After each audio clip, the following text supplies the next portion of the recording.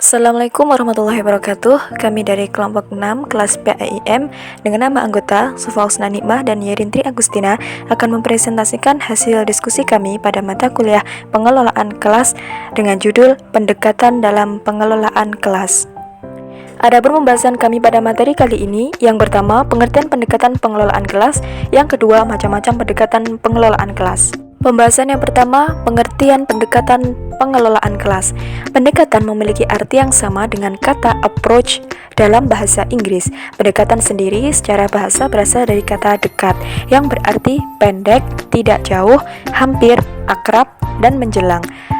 Sementara pendekatan secara bahasa dapat diartikan sebagai proses atau cara perbuatan untuk mendekati. Sedangkan pengelolaan kelas merupakan keterampilan guru untuk menciptakan suasana pembelajaran yang kondusif.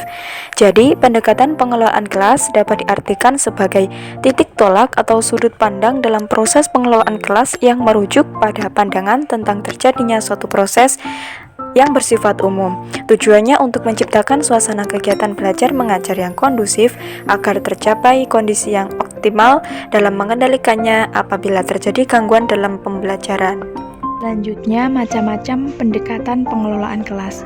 Yang pertama, pendekatan kekuasaan. Kekuasaan berarti kemampuan untuk menyuruh, memerintah, mengatur, menguasai, dan sebagainya. Kemudian, dalam konteks manajemen kelas atau pengelolaan kelas, kekuasaan terbentuk melalui kemampuan guru dalam mengatur peserta didik untuk taat dan patuh terhadap norma atau aturan-aturan yang terdapat di dalam kelas.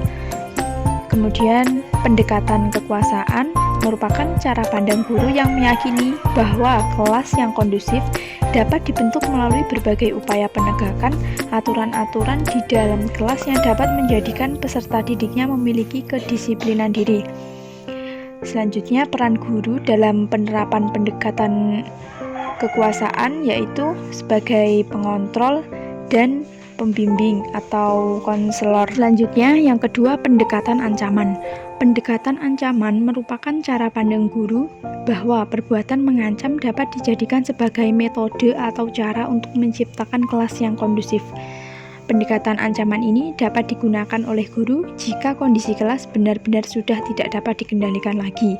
Jika guru masih mampu mengendalikan kondisi kelas dengan pendekatan lain, sebaiknya guru tidak menggunakan pendekatan ancaman ini. Jika memang guru terpaksa melakukan pendekatan ancaman kepada peserta didik yang berperilaku kurang sesuai, ancaman tersebut harus dilakukan secara wajar dan tidak melukai hati peserta didik, seperti halnya memberikan tugas tambahan dan lain sebagainya. Yang ketiga, pendekatan kebebasan. Pendekatan kebebasan dapat diartikan sebagai cara pandang guru yang menyatakan bahwa kondisi kelas yang kondusif dapat diciptakan jika guru sebagai seorang manajer di kelas memberikan keleluasaan kepada semua peserta didiknya untuk bergerak bebas di dalam kelas. Namun, kebebasan yang diberikan tentu saja memiliki batasan. Batasan kebebasan tersebut diantaranya ialah yang pertama, peserta didik bergerak bebas melakukan berbagai kegiatan di kelas yang terkait dengan kegiatan belajar atau pengalaman belajar yang diekspresikan guru. Yang kedua, peserta didik diperbolehkan melakukan apa saja di dalam kelas selama tidak menyimpang dari aturan-aturan yang berlaku. Kemudian yang terakhir, peserta didik boleh berekspresi dengan cara apapun dalam menerima materi selama tidak mengganggu teman sekelasnya dan tidak mengganggu keberlangsungan kegiatan belajar mengajar. Yang keempat, pendekatan resep. Dalam konteks pengelolaan kelas, resep diartikan sebagai keterangan tentang cara bagaimana mengelola suatu kelas.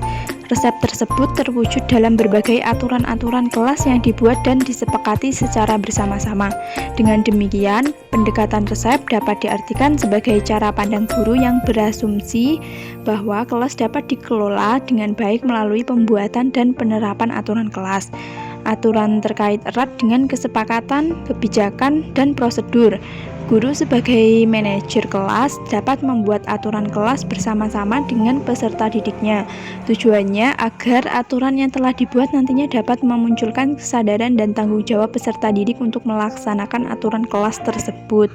Yang kelima, pendekatan pengajaran. Dalam konteks pengelolaan kelas, pendekatan pengajaran dapat diartikan sebagai cara pandang yang menganggap bahwa kelas yang kondusif dapat dicapai dengan kegiatan mengajar itu sendiri. Maka dari itu, sebelum mengajar, seseorang guru harus membuat perencanaan pengajaran yang matang sebelum masuk kelas, dan pada saat mengajar di kelas, seorang guru harus melaksanakan kegiatan mengajar sesuai dengan apa yang telah direncanakannya. Dalam konteks pengelolaan kelas, perencanaan pengajaran ini memiliki 4 fungsi. Yang pertama, perencanaan pengajaran dapat dijadikan media untuk menemukan dan memecahkan masalah belajar di dalam kelas. Yang kedua, perencanaan pengajaran dapat mengarahkan kegiatan belajar mengajar yang berlangsung di dalam kelas. Yang ketiga, perencanaan pengajaran dapat dijadikan dasar dalam memanfaatkan berbagai sarana belajar di kelas. Selanjutnya, yang terakhir, perencanaan pengajaran dapat dijadikan sebagai barometer untuk mengukur dan meramalkan hasil kegiatan belajar mengajar yang hendak dicapai. Yang keenam, pendekatan perubahan tingkah laku. Dalam konteks pengelolaan kelas, pendekatan perubahan perilaku dapat diartikan sebagai cara pandang guru yang menyatakan bahwa perilaku peserta didik yang negatif harus diubah agar tercipta kondisi kelas yang kondusif. Ada 2 hal yang mendasari cara pandang ini.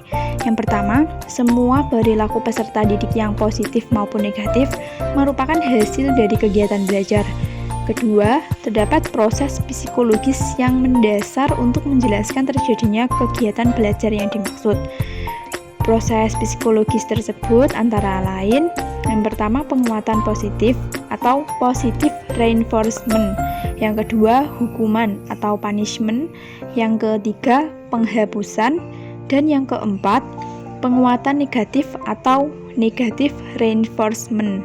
Yang ketujuh, pendekatan sosio-emosional. Dalam pendekatan sosio-emosional ini dapat diartikan sebagai cara pandang yang menganggap bahwa kelas yang kondusif dapat dicapai dengan menciptakan hubungan yang harmonis antara guru dengan peserta didik, serta peserta didik dengan peserta didik yang lain.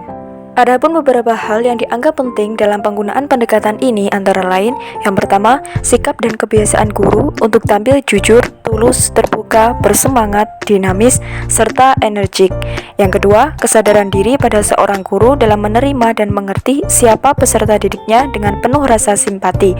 Yang ketiga, keterampilan yang dimiliki oleh guru dalam berkomunikasi secara efektif, mengambil keputusan dengan cepat dan akurat, mengembangkan prosedur pemecahan masalah, mengembangkan rasa tanggung jawab sosial, dan mengembangkan kondisi belajar yang demokratis dan terbuka. Selanjutnya, pendekatan yang ke-8, pendekatan kerja kelompok. Pendekatan kerja kelompok merupakan cara pandang seorang guru yang menyatakan bahwa pengelompokan peserta didik ke dalam beberapa kelompok dapat dijadikan sebagai alternatif dalam menciptakan kelas yang kondusif. Peran guru dalam penerapan pendekatan ini adalah mengusahakan agar pengembangan dan pelaksanaan proses kelompok tersebut menjadi efektif. Menurut Johar Permana, pendekatan kerja kelompok ini didasari oleh 2 asumsi. Yang pertama, pada dasarnya pengalaman belajar atau bersekolah berlangsung dalam konteks atau kelompok sosial. Yang kedua, tugas yang pokok bagi guru yaitu membina kelompok yang produktif dan kohesif. Pendekatan yang ke-9, pendekatan elektis atau pluralistik. Pendekatan elektis dapat diartikan sebagai cara pandang seorang guru yang beranggapan bahwa guru dapat memilih dan memadukan berbagai pendekatan dalam manajemen kelas untuk menciptakan kelas yang kondusif. Pendekatan ini mendasarkan cara pandangnya pada pemahaman akan adanya kekuatan dan kelemahan dari semua pendekatan yang telah dibahas.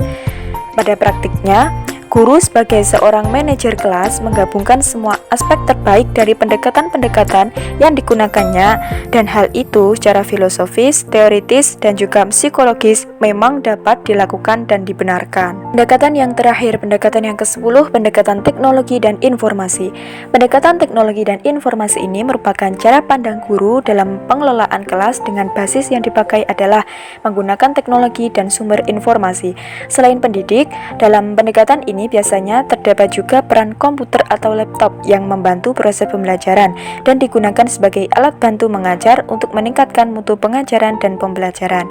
Adapun peran yang dimainkan oleh komputer tersebut dalam kelas tergantung kepada tujuan pengajaran dan pembelajaran itu sendiri.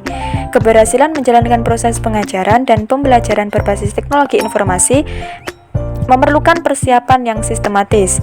Beberapa faktor yang perlu diperhatikan adalah sebagai berikut. Teknik pemantauan. Guru lebih berfungsi sebagai pengelola, pembimbing, penyelesai masalah, dan memotivasi. Penyimpanan rekaman. Penyimpanan rekaman bisa dijalankan secara otomatis atau manual.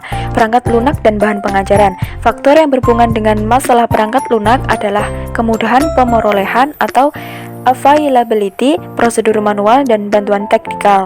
Lokasi penempatan pada laboratorium komputer, kelas, atau di pusat media. Teknik pengelolaan pengajaran kelompok dan individu. Seorang pendidik mempunyai metode tersendiri dalam mengendalikan kelasnya, begitupun dengan menggunakan komputer. Sekian presentasi dari kelompok kami, kurang lebihnya kami mohon maaf yang sebesar-besarnya. Wassalamualaikum warahmatullahi wabarakatuh.